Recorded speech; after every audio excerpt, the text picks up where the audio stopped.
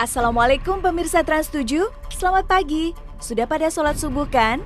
Seperti biasa, pagi-pagi Hasanah Ensiklopedia Islam Dunia hadir untuk menambah wawasan Hasanah Islam Dunia ke hadapan Anda. Dan informasi pertama, inilah News Flash.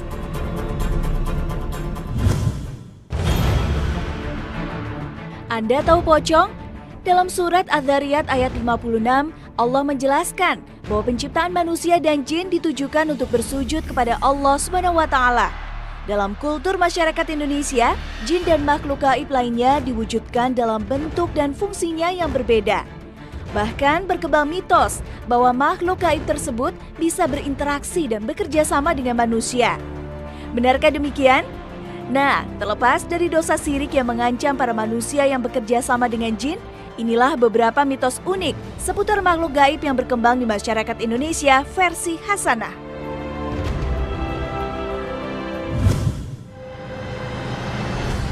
Masyarakat Indonesia khususnya yang tinggal di pesisir selatan Jawa pasti mengenal sosok Nyi Roro Kidul. Ratu cantik yang identik dengan warna hijau ini amat dekat dengan kehidupan nelayan. Bahkan, demi mendapatkan restu dan berkah berupa tangkapan ikan yang melimpah, sebuah ritual larung sesaji selalu dilakukan dan menjadi upacara adat yang rutin dilakukan berkala.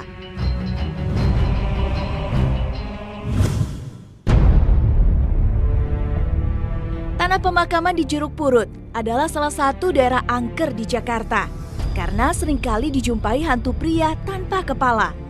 Penduduk setempat percaya bahwa kemunculan hantu ini adalah untuk mencari kuburannya. Tapi karena kuburannya ada di tanah kusir, maka ia tak akan pernah menemukan di mana lokasi kuburnya. Sehingga bisa dikata hantu Jeruk Purut adalah hantu nyasar.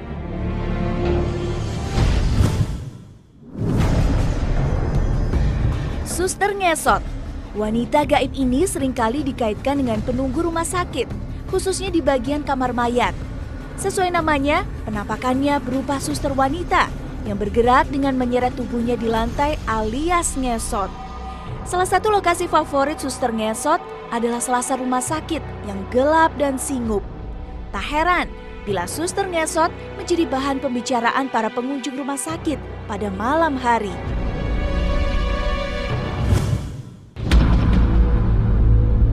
Si Manis Jembatan Ancol. Era 80-an adalah masa kejayaan cerita mitos hantu cantik ini.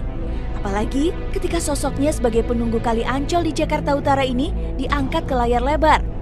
Konon, ia mati karena korban perkosaan dan mayatnya dibuang di Jembatan Ancol.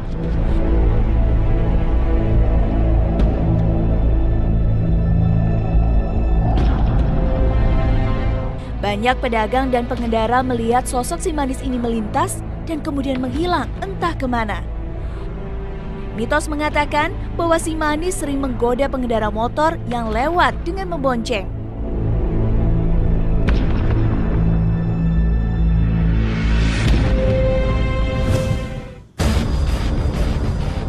Pocong mendadak populer dalam 1 tahun terakhir.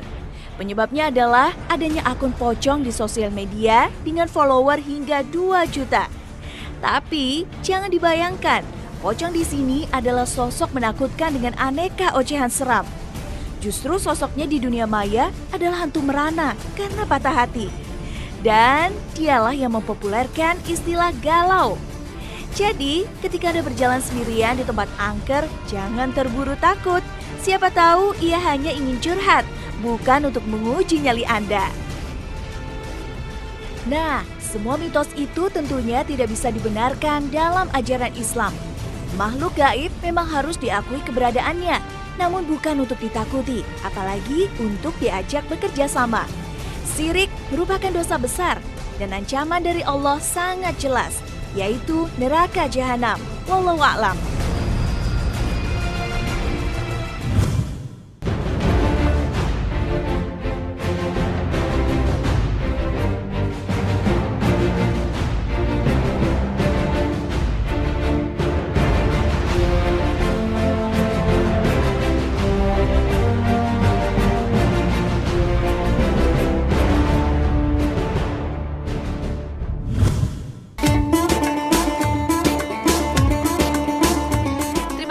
Anda tetap bersama kami di bagian kedua, kami sajikan informasi keajaiban penciptaan unta. Unta, Allah Subhanahu wa Ta'ala menciptakan hewan gurun pasir ini bukan tanpa maksud. Seperti yang tercantum dalam surat Al-Ghasyiyah ayat 17. Apakah mereka tidak melihat kepada unta? Bagaimana ia diciptakan? Panasnya gurun pasir sangat mematikan bagi makhluk lain. Selain sejumlah kecil serangga, reptil, dan beberapa binatang lainnya, tak ada yang mampu hidup di sana. Lain halnya dengan unta, Allah secara khusus menciptakan unta untuk hidup di gurun pasir dan untuk membantu manusia. Unta memiliki struktur tubuh yang kuat. Ia mampu bertahan selama 8 hari dengan suhu 50 derajat tanpa makan dan minum. Struktur dan sel unta yang unik mampu memanfaatkan hasil metabolisme dengan baik. Unta mampu meminum air sebanyak sepertiga berat badannya, atau 130 liter sekali minum. Dinding sel pada unta memiliki struktur khusus untuk mencegah hilangnya air secara berlebihan. Keberadaan punuk merupakan keuntungan bagi unta. 1/5 berat tubuh unta adalah lemak yang tersimpan di bagian punuknya. Hal ini memungkinkan unta untuk menggunakan sedikit air. Mamalia ini dapat melakukan perjalanan jauh dengan beban ratusan kilogram di punggungnya selama berhari-hari. Unta mampu menghabiskan 30 hingga 50 kg makanan dalam sehari. Saat berada di situasi yang sulit, hewan ini mampu hidup selama 1 bulan hanya dengan mengkonsumsi 2 kg rumput perharinya. Unta juga memiliki struktur berlendir dalam hidungnya 100 kali lebih besar dari manusia. Hal ini memungkinkan unta mendapatkan 66% uap air yang terkandung dalam udara. Unta juga mampu memaksimalkan penggunaan air dan zat makanan dengan mengalirkan urea berulang-ulang ke liver. Hal ini agar unta tidak mengalami keracunan. Sistem pencernaan unta juga unik. Perutnya memiliki desain khusus sehingga cukup kuat untuk mencerna hampir semua tumbuhan di gurun pasir. Gigi dan mulut binatang ini telah dirancang untuk memungkinkannya memakan duri tajam dengan mudah. Allah juga menciptakan unta dengan sistem perlindungan yang luar biasa. Badai pasir yang terkadang muncul dapat menyesakan dan membutakan mata. Namun unta memiliki kelopak mata yang dapat melindungi matanya dari debu dan butiran pasir. Selain itu, kelopak matanya juga transparan, sehingga matanya tetap dapat melihat meski kelopak matanya dalam keadaan tertutup. Allah juga menciptakan bulu mata unta yang tersusun dalam 2 lapisan. Lapisan bulu mata ini membentuk sebuah perangkap yang mampu melindungi mata unta dari badai pasir yang ganas. Hidung unta pun memiliki desain khusus. Ketika badai gurun menyerang, ia menutup hidungnya dengan penutup khusus. Unta diciptakan dengan ketahanan tubuh yang sungguh luar biasa. Hewan yang menjadi simbol gurun pasir ini mampu bertahan di tengah panasnya gurun pasir. Unta pun dapat bertahan dalam suhu yang dingin. Hal ini dikarenakan rambut unta yang begitu tebal hingga mampu melindungi kulit unta dari terpaan sinar matahari yang panas membakar. Sebaliknya, dalam keadaan dingin, rambut unta juga mampu menjaga tubuh unta agar tetap hangat. Telapak kaki unta memiliki ukuran yang lebih besar dibanding ukuran dan panjang kakinya. Kakinya dirancang khusus dengan ukuran besar agar membantu berjalan di atas padang pasir dengan mudah tanpa terperosok. Telapak kakinya memiliki struktur yang melebar dan menggembung. Kulit yang tebal pada telapak kakinya merupakan suatu bentuk perlindungan terhadap panasnya pasir gurun. Selain diberikan kemampuan yang luar biasa untuk bertahan hidup di wilayah ekstrim, Allah Subhanahu wa Ta'ala menjadikan susu unta begitu bermanfaat bagi manusia. Susu unta bisa dibilang nektar murni dengan rasa lebih asam dan lebih manis dari susu sapi. Kandungan laktosa lebih sedikit dan baik untuk kesehatan. Bangsa Arab tradisional menggunakan susu unta untuk mengobati berbagai penyakit seperti cacar, luka, sakit gigi, gangguan pencernaan, dan keracunan. Menurut mereka, susu unta yang paling bagus untuk dijadikan obat adalah susu yang keluar setelah 40 hari melahirkan. Seorang peneliti di Universitas Ummul Qura Mekah, Dr. Abdul Rahman Al-Qasas, membuktikan bahwa air seni dan susu unta dapat menyembuhkan sejumlah penyakit, diantaranya hepatitis, diabetes, dan penyakit kulit. Untuk itulah, kampanye minum susu unta sedang digalakan di Arab Saudi. Beberapa kawasan peternakan unta sekarang mulai dibuka untuk pusat penjualan susu unta. Akan tetapi, karena susu unta sifatnya tidak tahan lama, pemasarannya masih sangat terbatas. Penciptaan unta telah menunjukkan kebesaran Allah Subhanahu wa Ta'ala. Keagungan ciptaannya tampak nyata di segenap penjuru alam ini, dan pengetahuan Allah Subhanahu wa Ta'ala meliputi segala sesuatu. Subhanallah, Allah Maha Besar. Begitu istimewa unta diciptakan. Dan sebaik-baiknya pencipta adalah Allah Subhanahu wa Ta'ala. Jangan lewatkan informasi berikutnya karena Hasanah Ensiklopedia Islam Dunia akan kembali.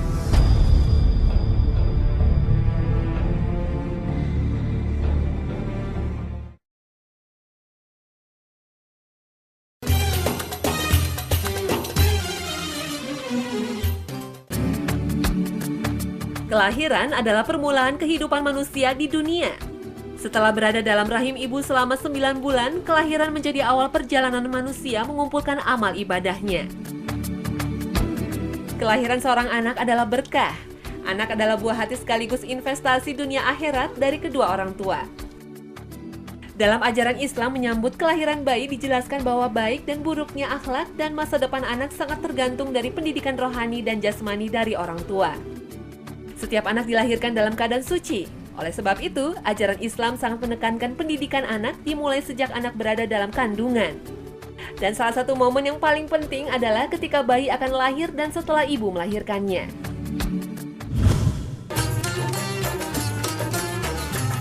Dalam menyambut kelahiran ada adab yang harus dipenuhi, diantaranya menunjukkan rasa gembira dengan tahniyah, mendoakan dan memberi nama yang baik. Setelah lahir, hendaknya diazankan pada telinga kanan bayi dan iqomah pada telinga kiri.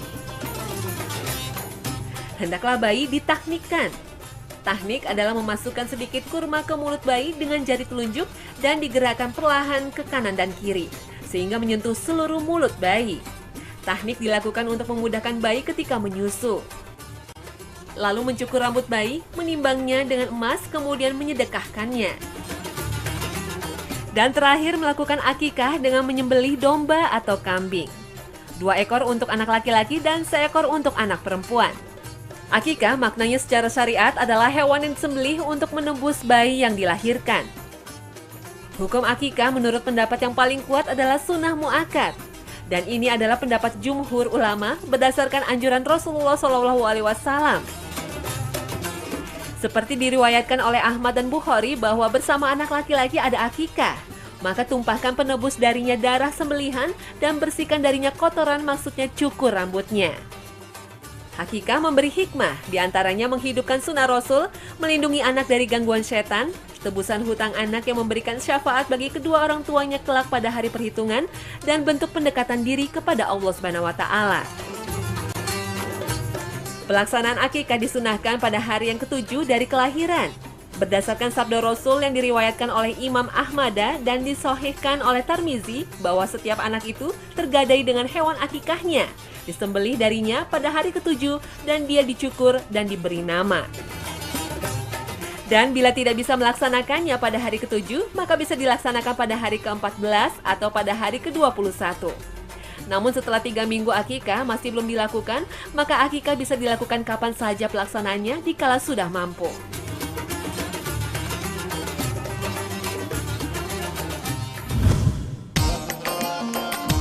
Sementara perayaan kelahiran anak atau walimah wiladah menurut sebagian ulama boleh dilakukan. Walimah ini bukan akikah yang hukumnya sunnah muakkad dan tidak disyariatkan. Walimah wiladah dengan mengundang banyak orang untuk berkumpul makan bersama tidak ada dalilnya. Karena itu ulama berselisih pendapat tentang cara distribusi makanan akikah. Apakah dibagikan dengan diantar ataukah dengan mengundang para tetangga kemudian makan bersama.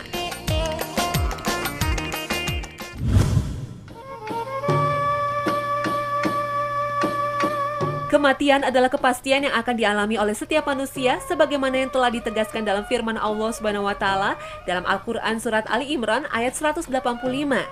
Tiap-tiap yang berjiwa akan merasakan mati. Kematian dalam pandangan Al-Qur'an tidak hanya terjadi sekali, tetapi 2 kali.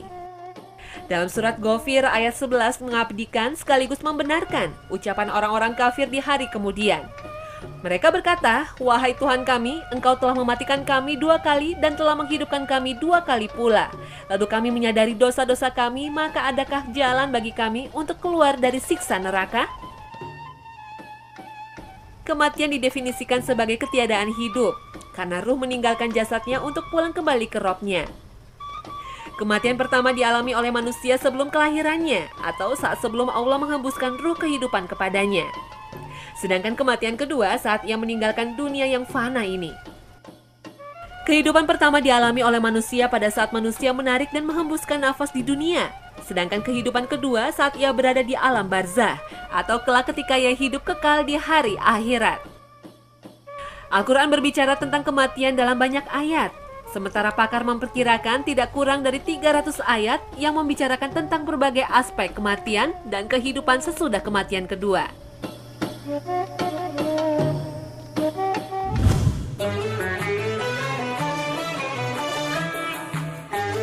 Ada 3 tanda kematian yang akan selalu menemui kita, yaitu memutihnya rambut, melemahnya fisik, dan bungkuknya badan. Jika ketiga atau salah satunya sudah ada pada diri kita, itu berarti malaikat maut telah mengirimkan utusannya. Karena itu, setiap muslim hendaknya senantiasa mempersiapkan diri, mengumpulkan amal ibadah sebagai bekal hari akhir, dan agar saat menghadapi kematian dalam keadaan tunduk dan patuh kepadanya. Rasulullah SAW mengingatkan agar kita bersegera untuk menyiapkan bekal dengan beramal soleh. Seperti diriwayatkan Tirmizi, bersegeralah kamu beramai sebelum datang 7 perkara. Kemiskinan yang memperdaya, kekayaan yang menyombongkan, sakit yang memayahkan, tua yang melemahkan, kematian yang memutuskan, dajjal yang menyesatkan, dan kiamat yang sangat berat dan menyusahkan. Bila kematian telah tiba kepada seseorang, adalah kewajiban bagi kerabat terdekatnya dan umat muslim di sekitarnya untuk mengurusi, memandikan, menyolatkan, dan menguburkan jenazahnya. Orang yang berhak memandikan jenazah laki-laki adalah sesuai wasiat yang meninggal. Ayahnya, kakeknya, anak laki-lakinya, atau cucu laki-laki. Jika tidak ada yang mampu, keluarga boleh menunjuk orang yang terpercaya untuk memandikannya. Begitu pula sebaliknya dengan jenazahnya perempuan. Tempat memandikan jenazah harus tertutup baik dinding maupun atapnya.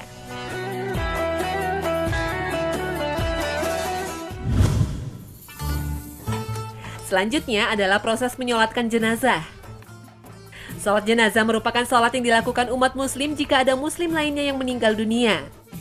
Hukum melakukan sholat jenazah ini adalah fardu kifayah.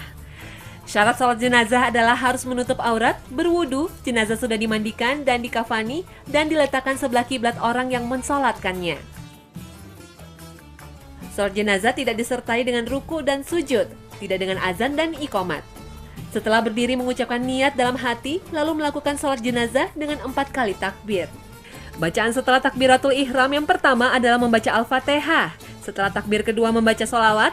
Setelah takbir yang ketiga membaca Allahumma firlahu warhamhu wa'afihi wa'fu anhu. Artinya, ya Allah ampunilah dia, berilah rahmat dan sejahtera, maafkanlah dia. Selesai takbir keempat membaca Allahumma la tahrimna ajrahu wa la taftina ba'dahu wafir lana walahu. Artinya, ya Allah, janganlah kiranya pahalanya tidak sampai kepada kami, dan janganlah engkau memberi kami fitnah sepeninggalnya, dan ampunilah kami dan dia. Kemudian diakhiri dengan salam. Apabila ada muslim yang meninggal, namun kita berada di tempat yang jauh sehingga tidak bisa melakukan sholat jenazah, boleh melakukan sholat goib dengan tata cara yang sama dengan sholat jenazah. Sholat jenazah memiliki keutamaan seperti sabda Rasulullah SAW. Barang siapa menghadiri jenazah sampai jenazah itu disolati, maka ia mendapatkan 1 kirot. Dan barang siapa menghadirinya sampai jenazah itu dikuburkan, maka ia mendapatkan 2 kirot. Ada yang bertanya, apakah 2 kirot itu? Rasulullah SAW bersabda, sama dengan 2 gunung yang besar. Setelah disolatkan harus mengubur jenazah. Hukum mengubur jenazah adalah fardu kifayah. Jika sebagian kaum muslimin telah melakukannya, maka kewajiban itu gugur dari kaum muslimin yang lain. Cara penguburan jenazah adalah dengan meletakkan jenazah di dalam kubur dengan posisi miring di atas sisi tubuhnya sebelah kanan dan wajahnya dihadapkan ke kiblat. Ini merupakan kesepakatan para imam 4 mazhab. Setelah seseorang meninggal, berakhirlah perjalanan hidupnya di dunia dan memulai kehidupan di alam kubur. Namun ada hal yang tidak terputus seperti yang disabdakan Rasulullah SAW yang diriwayatkan dari Abu Hurairah radhiyallahu anhu. Apabila seorang anak Adam meninggal, maka akan terputus amalannya kecuali 3 perkara. sodako jariah, ilmu yang bermanfaat, dan anak soleh yang mendoakan kepadanya.